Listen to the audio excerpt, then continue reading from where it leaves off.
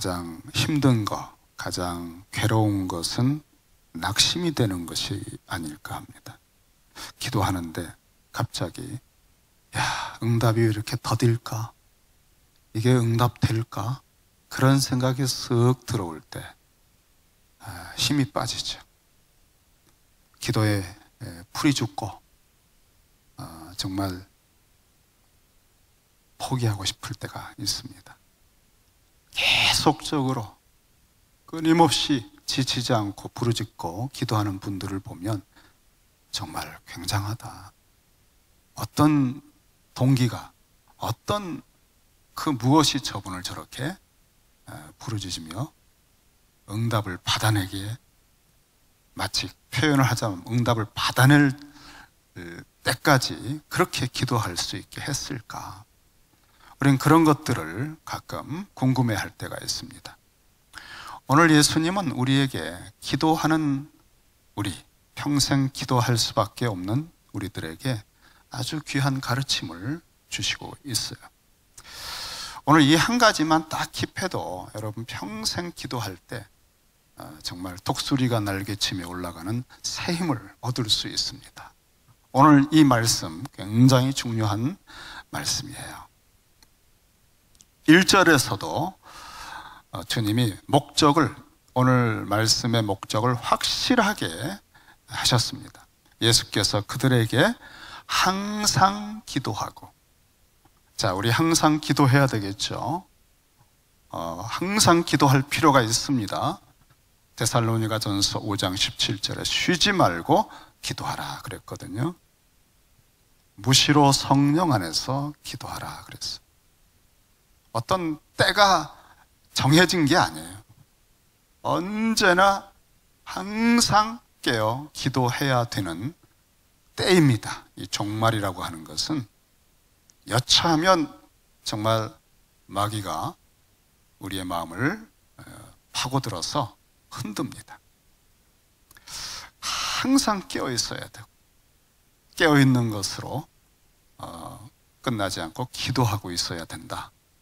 항상 기도하는데 문제는 이렇게 달려가는데, 푯대를 향하여 달려가다가 턱 돌뿌리에 걸려 넘어지면 그때 너무나 실망이 되는 거예요. 낙심이 돼. 그래서 이 낙심하지 말아야 할 것을, 요게 기도를 방해하는 낙심, 요것을 이 돌뿌리를 뽑아주시기 위해서, 그래서 종말의 때에 계속해서 기도할 수 있도록 제자들을 만들어 주시려고 오늘 비유로 말씀해 주셨다 그랬어요. 18장입니다 여러분. 18장 이전에 몇 장이죠? 17장입니다 17장에는 바리새인들이 하나님의 나라가 언제 옵니까? 그런 질문했어요. 그리고 제자들에게도 종말에 대하여 가르쳐 주셨어요. 그때는 인자가 재림할 때, 그때는 노아의 때와 같다, 마치 롯의 때와 같다, 그런 종말론에 대해서 말씀을 하셨습니다. 교리적인 말씀, 또 종말론, 신학적이죠. 이 큰 이런 말씀들을 듣고 나면 정말 뭔가 이렇게 와닿는 것이 있어야 되는데, 교리를 배우고 성경 공부를 하고 또 신학적으로 종말론을 배웠는데 너무 크죠. 우리 주님은 그러한 것이 필요한 것 아시고 가르쳐 주십니다. 그런데 주께서는 우리가 이 종말의 때, 비상한 시기에 꼭 기도해야 되는데, 오늘 여러분 보세요. 항상 기도하고요, 낙심하지 말아야 할 그랬죠. 할, 이게 must란 단어를 사용합니다. they, 반드시 절대적으로 낙심하지 말고 항상 기도해야만 한다는 거예요. 종말의 때에는 낙심하면 안 돼요. 항상 기도해야만 합니다. 주님이 강조를 보통 한 게 아니에요. 반드시 그래야만 할 것이기 때문에 오늘 이것을 낙심하게 하는 요소의 돌뿌리를 뽑아주시려고 하는데, 종말론으로 또 교리로 성경 공부로, 그건 주로 지식에 많이 터치를 해요. 책을 읽고 굉장히 좋은 주제를 배웠는데 대부분 지식에 쌓이고 지식에 뭔가 정리가 됩니다. 가슴으로부터 종말을 살아가는 사람이 부르짖고 기도하는 거기까지 그 종말론이, 교리가 접근해서 들어가서 역사하려면 그걸 묵상을 해야 돼요. 그리고 성령께서 그 지식을 내 속에 역사하게 만드는 과정이 필요해요. 그런데 우리 주님은 그런 과정들이 필요한 것을 아시지만 언제나 또 다른 검을 갖고 계세요. 자, 큰 주제를 가지는 종말론, 또 교리에 대한 것이 우리 속에 쌓이고 우리를 형성하고 우리의 관점을 만들어주는, 그것이 우리에게 필요한 줄 알아서 우리가 해야 되고, 하지만 또 한 가지는 즉각적으로도 우리 속에 기도의 불이 꺼지지 않게 해주시는 또 다른 말씀의 검을 갖고 계신 거예요. 그것이 비유라는 것입니다. 비유. 자, 여러분, 우리는 교리나 성경 공부나 또 신학적인 어떤 큰 주제들을 반드시 공부를 해야 합니다. 그런데 그런 공부, 제자 훈련 많이 하다 보면, 뭐 공부하시는 분들도 있지만 학위 공부를 열심히 하다 보면 영적으로 자꾸 메말라져요. 그럴 때는 주님이 우리를 아시고 우리 체질을 아시고 다른 말씀의 검을 사용하십니다. 이건 즉효가 있어요. 그것이 비유다. 종말에, 비상한 시기에 반드시 낙심하지 않고 불철주야 기도할 수 있도록 해주는, 그것을 논리적으로, 교리로, 지식으로 말씀해 주시질 않고 그림으로 말씀해 주신 거예요. 그림으로. 비유라고 하는 것은 어떤 사건의 스토리를 생생하게 우리가 가진 상상력의 캔버스에 그려주는 거예요. 그래서 이 비유 이야기, 한 과부가 있다, 아주 철면피 같은 재판장이 있다, 이 둘이서 지금 아주 굉장히 스트로크를 하고 있다, 그 얘기를 들으면 이건 논리나 교리나 지식이 아니라 내가 살아가는 삶의 한복판에 이 말씀을 들으면서 벌써 쑥 들어가 버리는 거예요. 그래서 거기서 느끼는, 마치 앞에 사람이 있는 것처럼 감정이 느껴지고, 아유, 그런 인간이 어딨어 하는 분노가 느껴지고, 아이고 얼마나 안타까울까 하는 공감이 느껴지고, 지식에 머물러 있는 것, 교리나 말씀이 아니라 어느새 가슴으로부터 느끼면서 이 세계를 알게 하시는 겁니다. 여러분, 이러한 말씀의 검이 큐티 때에 쏙 파고 들어와요. 우리는 하나님의 말씀을 공부하는 것, 설교를 듣는 것, 신학을 배우는 것들, 여러 방법이 있지만 묵상하면서 성령의 검으로 훅 파고드는, 내 심층에 벌써 파고들어서 뜨끔하게 만들고 눈물이 핑 돌게 만드는 이런 하나님의 검의 다양한 체험을 해야 돼요. 비유로 말씀해 주신 건 우리 연약함 때문입니다. 자주 잊어버리니까. 그 비유의 내용이 무엇인가 하면은 어떤 도시가 있었다. 자, 도시라고 하는 걸 우리는 잘 알아요. 우리가 살고 있는 게 도시거든요. 주님이 말씀을 첫 마디부터 할 때 우리가 살아가는 일주일의 삶이 확 다 와닿습니다. 거기에 하나님을 두려워하지 않고 사람을 무시하는 한 재판장이 있었다. 아이고, 어떤 인간인지 알아보겠다. 하나님도 두려워하지 않는 인간, 사람을 무시한다. 이거 완전 철면피로구나. 뇌물이나 받고 자기한테 유리한 것만 맡아서 하고, 이런 인간이겠다. 벌써 상상이 되죠. 한 인간이 선명하게 떠오릅니다. 그런데 그 도시에 한 과부가 있었다. 과부는 또 유대인들이 이 말을 들으면 가장 약한 사람, 고아, 과부, 가장 부족한 사람, 인맥도 없고 뭐 뇌물로 바칠 뒷돈을 줄 만한 재물도 없고 이런 과부가 있었다. 그런데 이 과부가 이 재판장을 찾아갑니다. 뭔가 아주 맺힌 게 있어요. 근데 자주 그에게 가서 그랬어요. 자주 그에게 가서. 한 번, 두 번 간 게 아니에요. 여러분, 이 비유를 들을 때 기도라고 하는 것, 내가 문제가 있어 반드시 풀어야 되고 해결해야 되는데 그거를 어떤 해결해 줄 수 있는 대상에게 가서 자주 찾아가는 것, 항상 문을 두드리고 기도하는 것에 대해서 말씀하고 있다는 것을 염두에 두고 들으세요. 한 번, 두 번 가서 두드리고 문을 열었습니다. 재판관이 위아래로 훑어봤어요.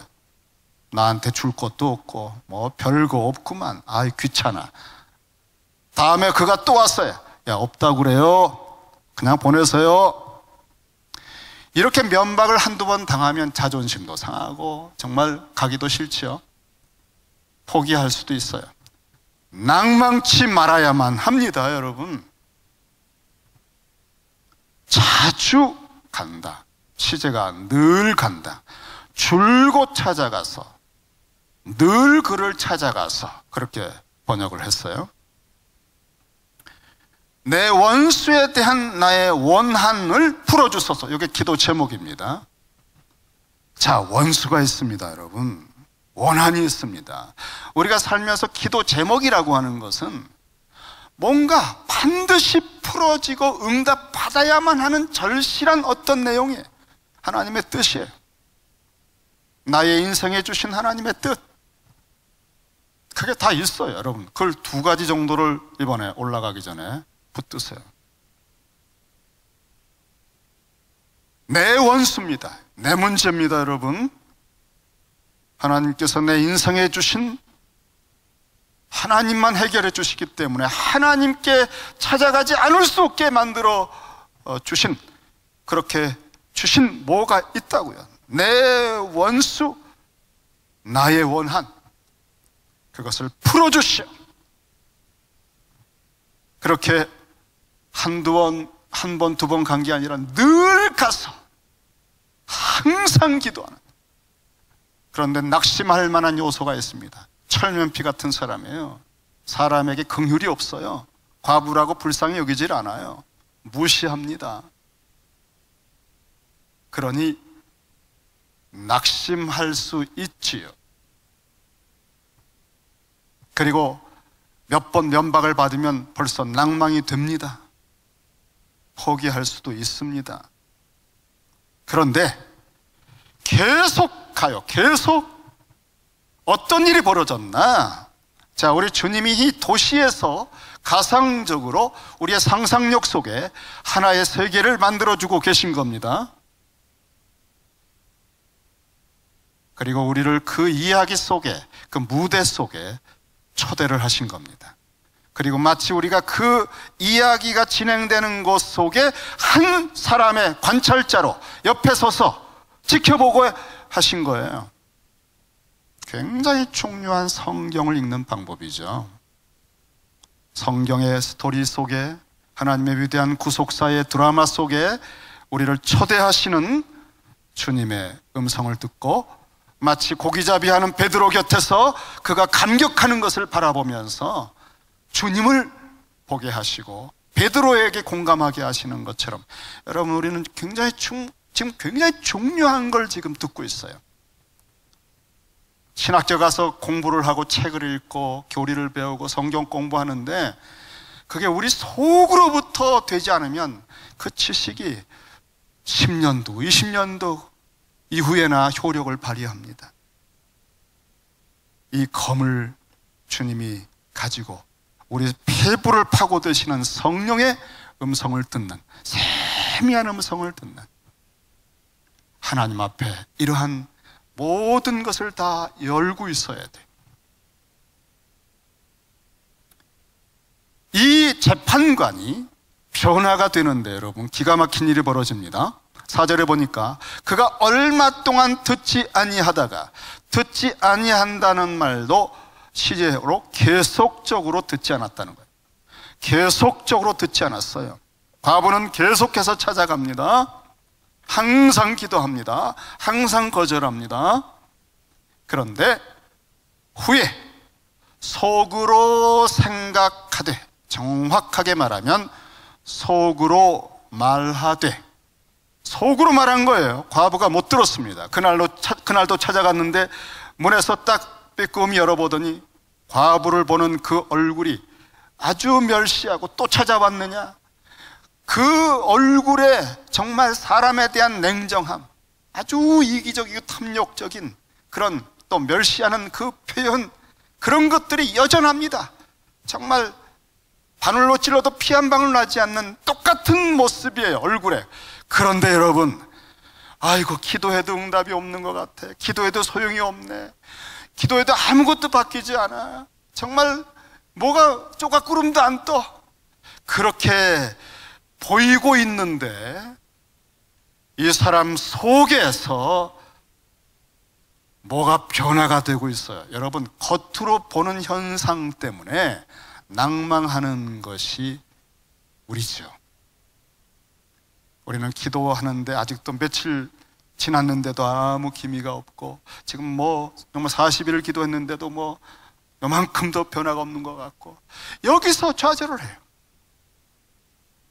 그런데 여러분, 기도는요 반드시 변화를 시킵니다. 이 재판관은 계속해서 찾아가고 있는 중에 속으로 변화가 일어났어요. 겉으로는 보이지 않아요. 속으로 말합니다. 스스로 말합니다.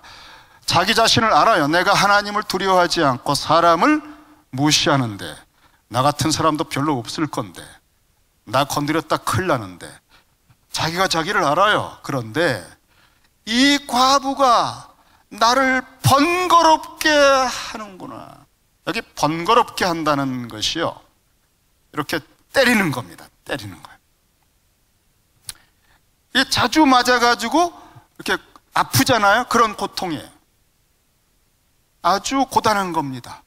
그러니까 한두 번 찾아와서 귀찮아서 내 동댕이 친 게 아니라 계속 오니까, 계속 와요 여러분.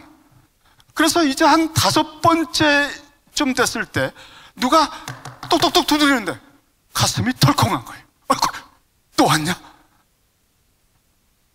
이 사람이요, 이제 그 소리를 들으면 두려워지는 거예요. 아이고 또 왔네. 아이고, 이 시간엔 내가 다른 데로 갈걸. 그리고 집에 가서 꿈에도 나타나요. 갑자기 똑똑똑똑 소리가. 이 고통, 번거롭다고 느끼는 고통, 매질을 당하는 느낌, 이것이 이제 점점 쌓이는 겁니다. 나를 아주 고통스럽게 하니 내가 그 원한을 풀어줘야 되겠다라고 속으로 말한 겁니다. 만약에 이렇게 풀어주지 않으면 어떤 일이 벌어질까를 딱 예상을 한 거예요. 왜? 그 과부가 왔을 때 표정을 보니까 이 과부는 절대로 포기하지 않을 표정을 하고 있었어요. 여러분, 기도할 때 하나님 앞에 딱 무릎을 꿇었을 때, 하나님 한 3번 기도해보고 안 하면 저 포기할게요 라고 벌써 얼굴에 써 있으면 기도가 아니잖아요. 그렇죠? 무릎을 딱 꿇는 순간에 하나님이 그를 봤습니다. 그런데 그 꿇고 기도하는 자세가, 아버지 이 기도 응답 주시기 전엔 전 일어나지 않을 거 아시죠? 아버지께서 보고서 아이쿠야 큰일 났구나. 인간적으로 그 과부의 얼굴을 볼 때마다 그 과부는 원한에 사무쳐서, 당신이 내 원한을 풀어주지 않으면 나는 아마 평생 오게 될걸요? 라고 하는 사인을 준 겁니다. 이 재판장은 그 얼굴이 떠오를 때마다 소름이 끼친 거예요. 그리고 마음에 그 한두 번 겪었던 일이 계속 맞는 것 같은 느낌이 온 거예요. 늘 와서 나를 괴롭게 하리라. 여긴 늘 와서. 에이스 텔로스라고 해요. 텔로스라고 하는 것은 끝, 종말, 마지막, 목표, 끝까지 와서 나를 괴롭게 하리라요. 괴롭게 한다는 것이 아주 이 눈 아래, 요 눈두덩 있죠, 눈두덩. 여기 아래를 멍들게 하듯이 때리는 거예요.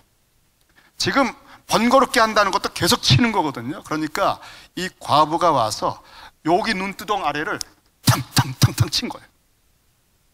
그때마다 태어난 척하고 철면피같이 얼굴에 정말 피 한 방울 안 나는 것처럼 했지만 돌아섰어. 아이고 아이고. 그리고 속에서 이미 무너졌어요. 여러분, 우리가 기도할 때 아무것도 변화되지 않는 것 같아, 이루어지지 않을 것 같아, 이건 불가능이야 라고 느껴지는 것에서 낙심을 하면 안 된다는 겁니다. 하나님의 성품은 이 불의한 재판관과는 전혀 다르잖아요. 얼마나 긍휼이 많으시고 의로우셔요. 정말 즉각적으로 들어주고 싶어 하시는 분이시고 그런 능력이, 전능하신 능력이 있는 분인데 그분한테 몇 번 가서 해보고 두드리고 응답이 없는 것 같으니까 낙심하는 이런 것이 기도가 시작도 안 했다는 거지. 본래 기도는 그런 게 아니잖아요. 주님이 가르친 기도는 그런 세계가 없어요. 우리는 정말 기도한 적이 없는 것 같아요. 성경이 가르쳐줬던 기도를 하지 않고 응답이 없다고 상처받고 낙심해서 기도 또 하려고 할 때마다 그 상처가 자꾸 우리를 붙들어가지고 에이, 이미 벌써 뭐 기도한다고 되나 그런 마음 속에 낙심하고 있으니 우리가 이 종말에 시험을 매일 당해도 할 말이 없어요. 이길 수가 없는 거예요, 사단을. 담대하게 정말 푯대를 향하여 하나님 주신 약속과 우리 인생을 향하신 하나님의 그 지고하신 목표를 향해서 달려갈 수가 없는 그런 신앙생활로 늘 근근히 허덕거리며 업앤다운하며 살아가는 우리들에게 항상 기도하고 낙심하지 말아야만 할 것을 비유로 잊어버리지 않게. 종말론을 배우면 여러분 돌아서서 잊어버려요. 성경 공부하고 나서 그게 어느 세월에 남아있겠어요. 근데 이거는 듣는 즉시 어린아이들도 생생하게 살아서 왜? 우리 속에 들어왔거든. 우리 속에 깊숙이 들어와서 지성과 정서와 의지를 움직였거든. 이 스토리 속에서 우리는 주님께서 의도한 목표를 알았습니다. 너희는 이 종말의 시대를 살아가는 그리스도인들은 이 타락하고 부패한 모든 문명과 거대한 장벽 앞에 주님이 다시 올 때까지 마치 방주를 짓듯이 살아갈 때에 야, 비가 오기는 와? 그리고 저건 미친 거 아니야? 라고 조롱하는 수많은 저항 속에서 얼마나 낙심할 수 있겠느냐. 그러나 낙심해서는 안 된다. 반드시 내가 온다. 그리고 비가 온다. 하늘에서 불이 떨어진다. 그리고 그 전에 응답받을 것들은 반드시 때가 되어 응답된다. 그리고 응답이 없는 것 같이 보여도 낙심하지 말아라. 왜? 내가 재림할 때 완벽하게 갚아줄 것이다. 자, 여러분, 눈에 응답처럼 보이는 게 있느냐 없느냐가 여러분을 낙심시키는 조건이 아니라는 겁니다. 우리는 그런 것이 느껴지느냐 아니냐에 의해서 기도를 중지하거나 계속할 그런 것이 아니라 우리는 불철주야 기도하는 게 하나님의 뜻이에요.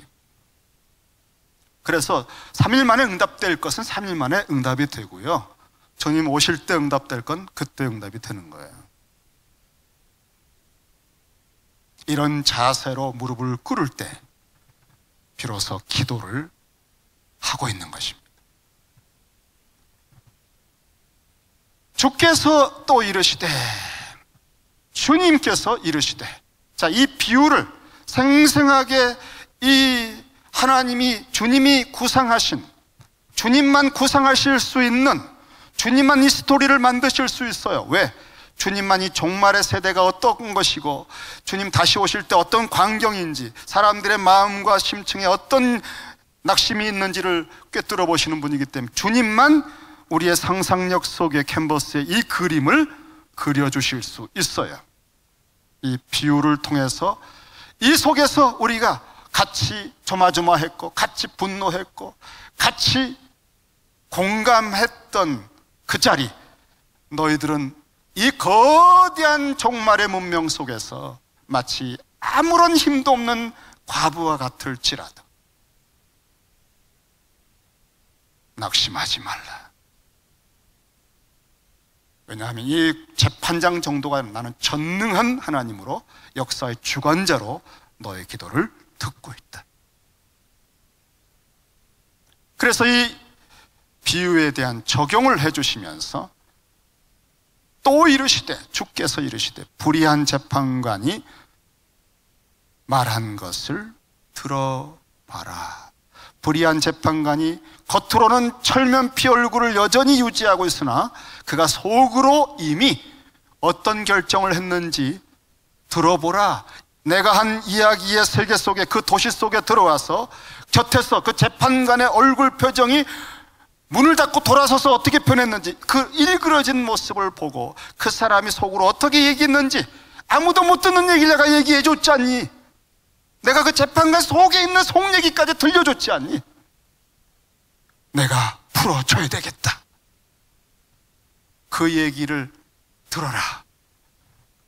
그것이 내 하나님 아버지, 우리 아버지의 가슴 속에서 나의 자녀들이 부르짖는 소리를 들어주리라고 이미 결정하고 계신 아버지의 음성이라는 거예요.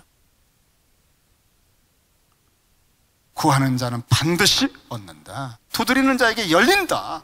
아버지는 좋은 것을 주신다. 아버지는 이미 결정하고 있어요. 좋은 것을 주리라. 이거를 들으면서 기도해야 돼요. 그래서 기도할 때 낙심이 쓱 오면 구하는 자에게 주시리라, 이렇게 말씀을 선포하며 기도해야 돼요. 우리는 하나님이 이미 결정해 놓으신 얘기를 계속적으로 들으면서 기도에 불을 지피는 것입니다. 아이고, 이래가지고 되나? 이런 생각은 거짓말이잖아요. 우리는 기도할 때 그래서 성경 구절을 몇 개 딱 잡고 있어야 돼요. 낙심이 쓱 찾아올 때 너의 길을 여호와께 맡겨라.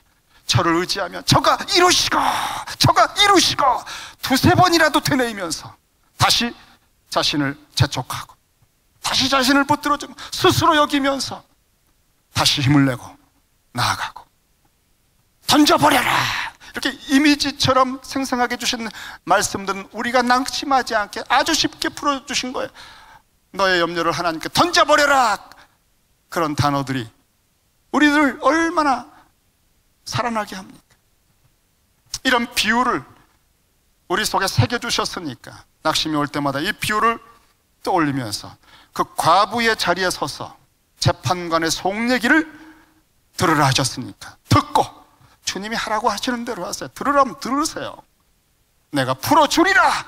그 얘기가 하나님 아버지 속에서는 불의한 정도가 아니라, 괴롭기 때문이 아니라 선하심으로 우리를 사랑하시기 때문에, 의로우시기 때문에 몇 배로 증폭돼서 내가 풀어주리라라고 아버지가 말씀하고 있다는 걸 들으라는 얘기예요. 하물며 하나님께서 그 밤낮, 그러니까 항상 기도하는, 항상 부르짖는 택하신 자들의, 그러고 보니까 한 과부는 택하신 자들, 이 종말을 살고 있는 택하신 자들이에요. 그 택하신 자들을 대표해서 그 한 과부를 그려주신 거예요. 택하신 자들의 원한을 풀어주지 아니하시겠느냐? 그들에게 오래 참으시겠느냐? 아니죠. 내가 풀어주리라. 몇 배로 증폭해서 이미 아버지는 결정해 놓고 계시다는 거예요. 겉으로 볼 때 응답이 없는 것 같아, 아닌 것 같아, 이러한 것을 보지 말고 믿음으로 하나님의 음성을 들으면서 보이지 않는 하나님을, 아버지의 성품을 믿으면서 믿음으로 구하는 것입니다. 밤낮 부르짖는다는 이 단어가 누가복음에서 또 쓰인 곳이 있어요. 보아오라고 하는 이 단어를 여리고에 가까이 갔을 때 주님이 한 길가에 맹인을 만나십니다. 갑자기 사람들이 웅성웅성거리고 막 이 맹인들은 청각이 너무나 예민하거든요. 그리고 그가 구걸하면서 많은 사람들이 예수님에 대해서 그 3년여간에 하는 얘기를 귀담아 들었어요. 그분은 맹인들도 낫게 하고 문둥병도 낫게 하고, 그래서 그가 이 길에 앉아있을 때 예수께서 혹 지나가시는 그런 횡재를 언제 할까 기다렸다고 생각합니다. 그런데 그 웅성웅성하는 소리와 땅바닥에 막 진동하는 소리가 보통이 아니에요. 이게 무슨 일일까? 이게 무슨 일이요? 나사렛 예수께서 지금 예루살렘을 향해 가신다. 여기서 이 맹인은 있는 힘을 다해서 평생에 맺힌 자기 원한을 부르짖습니다. 맹인이 외쳐, 이 부르짖는 단어예요. 외쳐 이르되 다윗의 자손 예수여 나를 불쌍히 여기소서. 이렇게 막 부르짖을 때 주변의 사람들이 꾸짖었어요. 야, 이 사람아, 아이 시끄러, 조용. 여러분, 그렇게 하면 낙심해야 되겠습니까? 사람들이 무시하고 나를 이렇게 한다고 이 걸림돌 앞에 주저앉아야 되겠습니까? 왜냐하면 응답해 주시고 눈을 뜨게 해 주실 분이 있는데, 그분의 성품과 그분의 능력에 대해서 들었는데, 믿어지는데, 여러분 낙심하고 중지하시겠어요?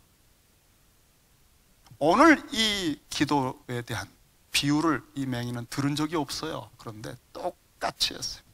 사람들이 막 무시하고 잠잠하라고 했는데도 더욱 크게 소리질러 다윗의 자손 예수여 나를 불쌍히 여겨달라고 했어요. 그때 들으셨습니다. 사실은 다 알고 계세요. 눈 뜨게 해 주실 걸 결정하신 분이에요.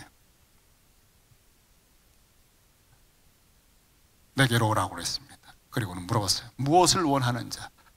보기를 원합니다. 할 때에 너의 믿음대로 되라. 즉각 눈이 떴습니다. 그리고 하나님께 영광을 돌리며 예수를 따르니라. 우리가 이 땅을 살면서 즉각 며칠 내로 또 올해 안으로 응답받을 것들은 그렇게 주셔요. 주님 오실 때에 들 것은 그때 주셔요. 우리는 불철주야 약속을 받았습니까? 기도 제목이 생겼습니까? 기도할 뿐입니다. 낭망은 없습니다. 하나님의 나라에서, 기도의 세계에서 낭망이란 단어는 없어요.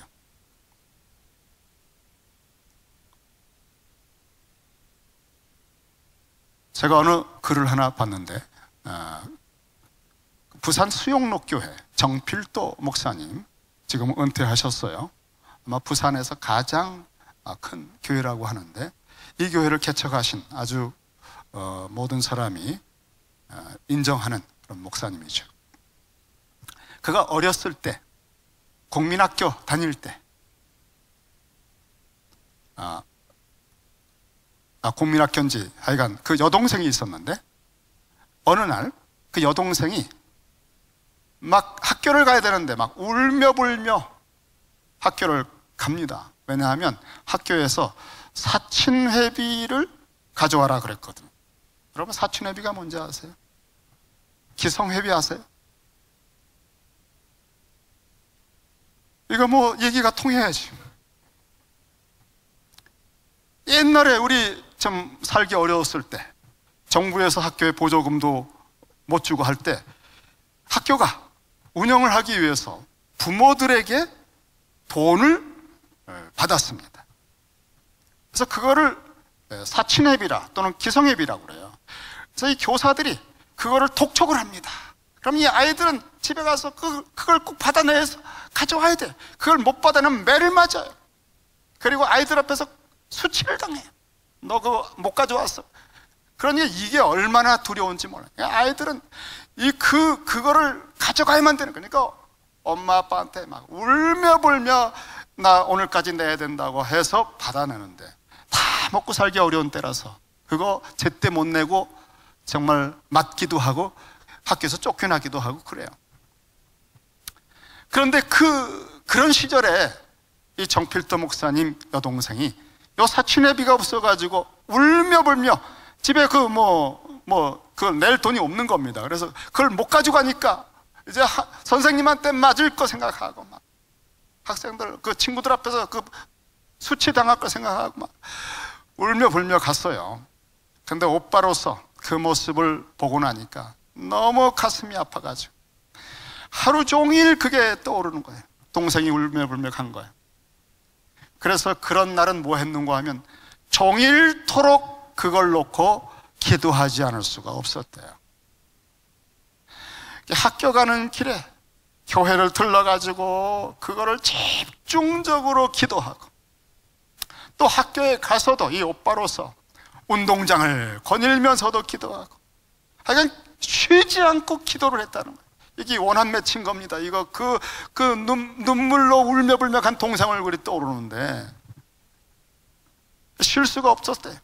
하나님, 주실 때가 됐잖아요. 주실 때가 됐지요. 주셔야 됩니다. 라고 그렇게 애걸하듯이 정말 간절히 기도를 했는데, 이분의 간증은 신기한 거는 그렇게 간곡하게 기도할 때마다 주님이 응답해 주셨다는 거예요. 그날도 집에 와 보니까 어떤 분이 이 정필도 목사님 학비 내라고 누가 도와주는 분이 왔다는 거예요. 그래가지고 그거를 받고 너무너무 감사한 거예요. 왜냐하면 그걸로 자기 학비도 내고 동생 사치내비도 낼 수 있었다는 거예요. 하나님이 풍성하게 응답한 체험이 너무 많아요. 이분은 아주 기도하는 목사님이거든요. 기도로 그 엄청난 교회를 일구셨는데, 제가 사실 이분한테 도전을 좀 받아야 될 것 같아요. 저도 제 목회가 말씀을 가르치고 하는 쪽에 많은 분량을 했는데, 앞으로 몇 년 동안은 기도 목회를 해볼까. 정말 불철주야 부르짖고 하는 기도의 분량을 채우고 말씀과 기도가 균형에 딱 이루는 그런 기도를 한번 드려봐야 되겠다는 생각이 요즘 많이 들고요. 그리고 수련회가 마치고 나면 이 금요 집회를 베들레헴 기도원